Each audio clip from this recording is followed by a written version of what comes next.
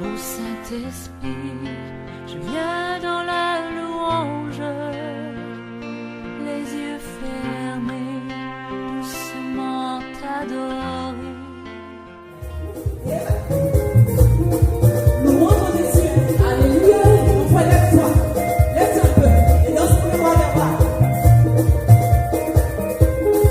On s'abaisse, on s'abaisse, on s'abaisse, on s'abaisse, on s'abaisse, on s'abaisse, on s'abaisse, on s'abaisse, on s'abaisse.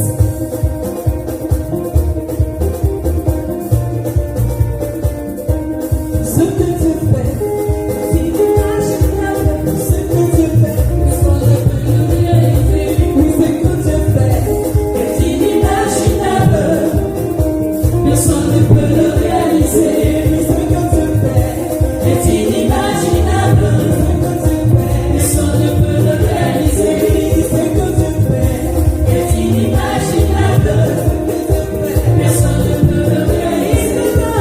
Il nous donne au-delà de ce que nous pouvons penser ou imaginer. Il nous donne au-delà de ce que nous pouvons penser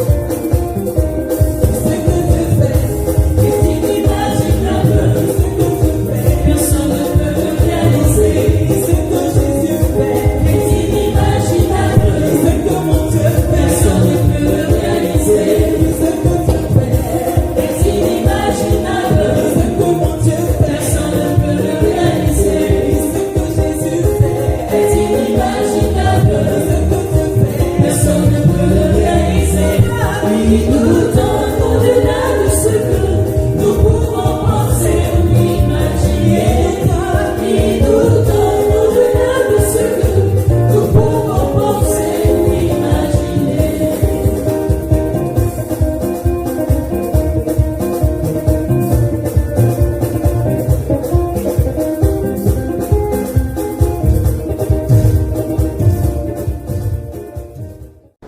Bienheureuse, bienheureux, que la grâce, la paix vous soit donnée de la part de Dieu notre Père et de Jésus-Christ le Fils du Père. Amen. Prions. Dieu nous a gardés durant toute cette semaine. Prions pour lui dire merci et pour lui confesser nos fautes. Père, nous reconnaissons devant toi que nous ne sommes pas dignes de ton amour et nous te confessons nos nombreuses fautes. La tiédeur de notre amour, la faiblesse de notre foi, la pauvreté de notre service. Mais nous savons que tu nous aimes et tu nous pardonnes nos fautes quand nous te le demandons. Notre Dieu, dans ta grâce immense qui dure éternellement, regarde dans ta bienveillance et pardonne-nous nos fautes par Jésus-Christ notre Seigneur. Amen. Bienheureuse, bienheureux, aujourd'hui est un dimanche spécial pour nous, car nous sommes à notre deuxième mini-moisson. Nous n'allons pas lire les textes du lectionnaire, mais notre unique texte de ce matin est tiré de 2 Chroniques chapitre 2, versets 1 à 6. 2 Chroniques chapitre 2, versets 1 à 6. Nous lisons dans la version Louis II. 2 Chroniques 2, versets 1 à 6. Salomon ordonna que l'on bâtît une maison au nom de l'Éternel et une maison royale pour lui. Salomon compta 70 000 hommes pour porter les fardeaux, 80 000 pour traiter les pierres dans la montagne et 3 600 pour les surveiller. Salomon envoya dire à Huram, roi de Tyr, « Fais pour moi comme tu as fait pour David mon père, à qui tu as envoyé des cèdres, afin qu'il se bâtit une maison d'habitation. Voici, j'élève une maison au nom de l'Éternel mon Dieu, pour la lui consacrer, pour brûler devant lui des parfums odorifiants, pour présenter continuellement les pains de proposition et pour offrir les holocaustes du matin et du soir, des sabbats, des nouvelles lunes et des fêtes de l'Éternel, notre Dieu, suivant une loi perpétuelle pour Israël. La maison que je vais bâtir doit être grande, car notre Dieu est plus grand que tous les dieux. Amen. Prions. Père céleste, tu nous rassembles une fois de plus pour recevoir ta parole. Viens donc par ton esprit disposer nos cœurs et parler à ton peuple, réunis chacun chez soi, par Jésus-Christ notre Seigneur. Amen. Bien-aimés des béatitudes d'Abidjan Plateau, comme nous l'avons dit plus haut, nous sommes aujourd'hui à notre deuxième mini-moisson. Mini-moisson qui a pour thème « La maison que je vais bâtir doit être grande, car notre Dieu est plus grand que les dieux. » 2 Chroniques chapitre 2, verset 5. Dans quel contexte pouvons-nous situer notre thème? Comment comprendre bâtir une grande maison en l'honneur de l'Éternel? Quelles leçons pouvons-nous tirer de ce thème? Bien-aimés, voici la démarche qui nous permettra de mieux comprendre notre thème du jour. La maison que je vais bâtir doit être grande, car notre Dieu est plus grand que les dieux. 2 Chroniques 2, verset 5. Plaçons notre thème dans son contexte historique. Nous sommes aux préparatifs de la construction du temple de Jérusalem. Construction du temple que Dieu avait refusé à David la permission de construire.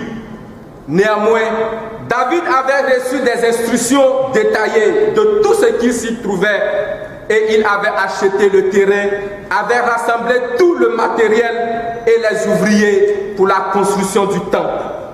1 Chronique chapitre 21, verset 18, 1 Chronique 22, 19. Il incombait maintenant à Salomon, son fils et son successeur, de transformer le rêve en réalité. Salomon désire donc bâtir un grand temple selon la grandeur de Dieu, d'où notre thème de ce jour. La maison que je vais bâtir doit être grande, car notre Dieu est plus grand que les dieux. 2 Chroniques chapitre 2, verset 5. Comment comprendre bâtir une grande maison en l'honneur de l'Éternel? Bien-aimés, notre thème de ce matin nous enseigne la grandeur de Dieu. Bâtir une grande maison pour Dieu montre sa grandeur. Oui, notre Dieu est grand. C'est pourquoi nous devons lui bâtir un grand temple qui glorifie son nom. Cependant, pour bâtir un grand temple, cela nous demande beaucoup de moyens. Salomon a rassemblé de grands moyens pour bâtir le temple, car il serait un endroit où l'on offrirait des holocaustes. Cette maison serait grande et glorieuse, car digne du Dieu qui est au-dessus de tous les dieux. 2 Chroniques 2, verset 5.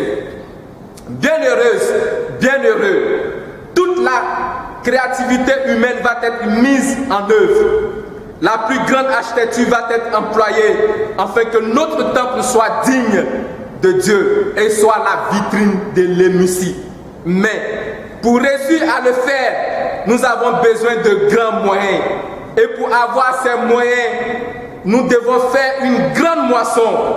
Parce que la moisson de 2020 n'a pas le même objectif que celle de 2019, de 2018 et de 2017. Frères et sœurs, si les années antérieures, nous avons donné X francs, cette année 2020, nous devons donner X plus 1 franc. Car notre but est de bâtir un temple à l'honneur de Dieu.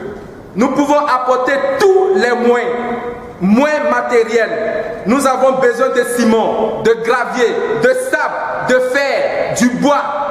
Nous avons besoin de moyens humains. Salomon a associé tout le monde, israélite ou étranger.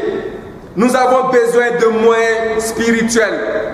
Si nous n'avons pas de moyens financiers ou de moyens matériels, mon frère, ma soeur, nous pouvons prier pour la construction de notre temple. Même si nous sommes confinés, nous pouvons appeler ou apporter notre contribution au temple. L'église n'est pas fermée. Nous avons des piliers. Oui, bien-aimés, nous avons des piliers de 1 million, des piliers de 500 000, des piliers de 250 000. Viens prendre ton pilier, mon frère. Viens prendre ton pilier, ma soeur, car c'est ta contribution à l'œuvre de Dieu. Il y a aussi des types de kits de maçonnerie, de charpenterie, de revêtement. Chacun étant chez lui peut choisir le kit de son choix. Mon frère, tu peux être un David, rassembler les matériaux, apprêter le terrain et les autres vont construire. Tu peux être un Salomon, bâtir le temple pour Dieu. Aucun travail n'est vain. Dieu n'est pas injuste pour oublier tes œuvres. Vieillards, adultes, jeunes, enfants, femmes, hommes, tous, nous devons prendre une part active à cette moisson. Même si tu as 10 francs, même si tu as 500 francs, 1000 francs, apporte-le. Dieu ne regarde pas à ce que tu donnes, mais il regarde comment tu donnes pour son œuvre. Car c'est ensemble que nous réussirons. C'est ensemble que nous montrerons la grâce de Dieu, la gloire de Dieu, que nous ferons retentir la gloire de Dieu. Dans l'amour, bâtissons les yeux fixés sur le Christ, notre guide. Comme l'écrivain français Fénémon l'a dit, et je le cite, quand on bâtit une maison, quoique les maçons, les charpentiers, les plombiers, les menuisiers travaillent bien, le gros de livrage va mal. S'il n'y a personne pour suivre ou pour diriger ces travailleurs. Fin de citation. Et le psalmiste de renchérit, si l'Éternel ne bâtit la maison, ceux qui la bâtissent travaillent en vain. Psaume 127, vers 1. Bien-aimés, le travail ne sera pas facile comme nous le souhaiterions, parce qu'il y aura des Sambala, des Tobidja pour nous décourager, pour nous empêcher de construire à l'honneur de l'Éternel. Aussi regarderons-nous la situation du pays qui pourrait nous affaiblir. Dieu pour qui nous travaillons est avec nous et il sera toujours avec nous. Soyons confiants que Dieu est avec nous. Que pouvons-nous retenir de cette journée de notre mini-moisson? Tant de leçons, mais nous vous proposons que 3. La première leçon que nous devons retenir en cette journée est que la maison que nous voulons bâtir doit être pour la gloire de Dieu. Oui, bien-aimés, nous sommes situés dans une commune où il y a de grands et jolis immeubles. Notre temple doit montrer la grandeur de notre Dieu. Notre temple doit montrer que nous aimons Dieu. Nous devons compter sur Dieu et ne pas craindre la diversité. Deuxième leçon, compter sur Dieu et ne pas craindre la diversité. Troisième leçon que nous pouvons retenir, bien-aimés, nous devons faire une grande moisson cette année parce que nous avons besoin de grands moyens pour bâtir notre temple à l'honneur de notre Dieu. Frères et sœurs, les bienheureux des béatitudes d'Abidjan Plateau, puisse Dieu nous donner ce dont nous avons besoin pour lui rendre gloire au nom de Jésus. Amen. Prions. Seigneur, nous te disons merci pour ta parole. Arrose-la en nous, afin qu'elle produise de bons fruits en nous. Au nom de Jésus. Amen. À présent, passons à la prière d'intercession. Nous prions pour notre Église. Chacun prie chez lui pour notre Église. Pour l'Église partout dans le monde et pour l'Église méthodiste en particulier. Dieu notre Père, nous te confions l'Église partout dans le monde et l'Église méthodiste unie Côte d'Ivoire. Garde-la sous ta protection divine. Conduis-la et dirige-la pendant cette période difficile au nom de ton Fils Jésus. Nous prions pour nos premiers responsables, le bishop Benjamin Boni, pour tous les pasteurs. Nous te confions notre bishop Benjamin Boni, nos surintendants, tous nos pasteurs, ainsi que tous les laïcs. Garde-les, ô Père Tout-Puissant, pendant cette période difficile, au nom de Jésus-Christ. Nous prions pour notre pays, la Côte d'Ivoire. Nous prions pour notre nation, la Côte d'Ivoire, Seigneur, afin qu'elle retrouve la paix et la réconciliation. Que ses dirigeants aient la crainte de Dieu et qu'ils travaillent pour le bonheur des populations.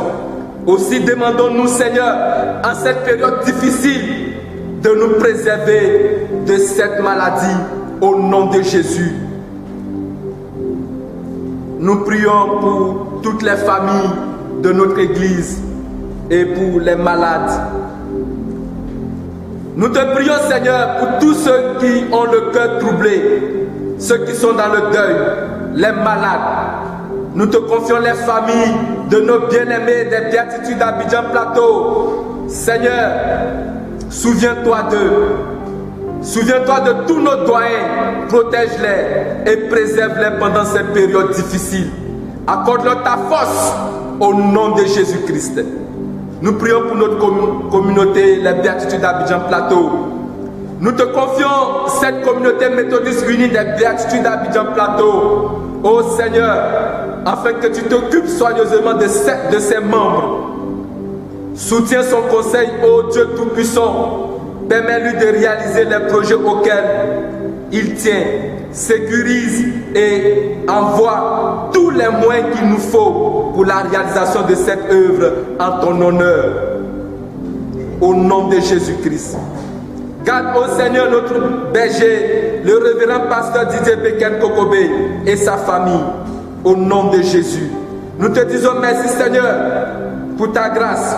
Soutiens-nous et garde-nous au nom de Jésus-Christ, notre Seigneur et notre Sauveur, qui nous a appris à dire: notre Père qui est aux cieux, que ton nom soit sanctifié, que ton règne vienne, que ta volonté soit faite sur la terre comme au ciel. Donne-nous aujourd'hui notre pain de ce jour. Pardonne-nous nos offenses, comme nous pardonnons aussi à ceux qui nous ont offensés. Ne nous soumets pas à la tentation, mais délivre-nous du mal. Car c'est à toi qu'appartiennent le règne, la puissance et la gloire au siècle des siècles. Amen.